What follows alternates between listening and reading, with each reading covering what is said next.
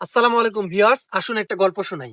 Class ভর্তি শিক্ষার্থী শিক্ষককে প্রশ্ন করলো, স্যার, কিভাবে সুখী হওয়া যায়?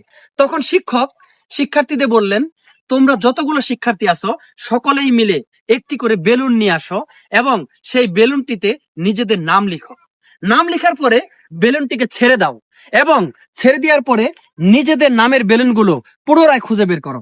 তখন শিক্ষার্থীরা তাই করলো, বেলুন নিয়ে আসলো এবং সেগুলোতে নাম লিখলো এবং ছেড়ে দিল। ছেড়ে দেওয়ার পর বেলুনের উপরে সকলেই হুমড়ি খেয়ে পড়লো নিজেদের বেলুন খোঁজার জন্য।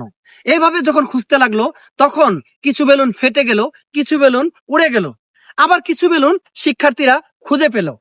এরপর শিক্ষক পুনরায় বলল, তোমরা আবার তোমাদের যতজন স্টুডেন্ট আছো ততগুলো বেলুন নিয়ে আসো এবং পুনরায় বেলুনের মধ্যে নাম লিখো। এবং এবার একটি কন্ডিশন দিল, সেটা হচ্ছে তোমরা সর্বপ্রথমে যে বেলুনটি হাতে পাবা সেটার মধ্যে যার নামই থাকুক না কেন সেটা নিয়েই তোমরা দাঁড়িয়ে থাকবা, কিন্তু নিজেদের বেলুন আর খোঁজার প্রয়োজন নেই।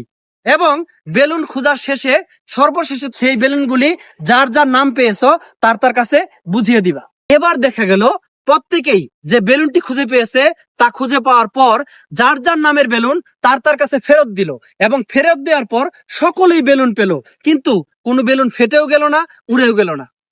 বন্ধুরা, আমরা পৃথিবীতে শুধুমাত্র আমাদের নিজেদের সুখ নিয়ে ব্যস্ত থাকি, কিন্তু আমাদের প্রতিবেশী, আত্মীয় স্বজন, তাদের সুখ নিয়ে যদি আমরা ব্যস্ত থাকতাম, তাদেরকেও যদি আমরা সুখী করতে চাইতাম, তাহলে তারাও আমাদের জন্য ভালো চাইতো। তাহলে মিলেমিশে আমরা সকলেই সুখী হতে পারতাম। থ্যাংক ইউ বন্ধুরা।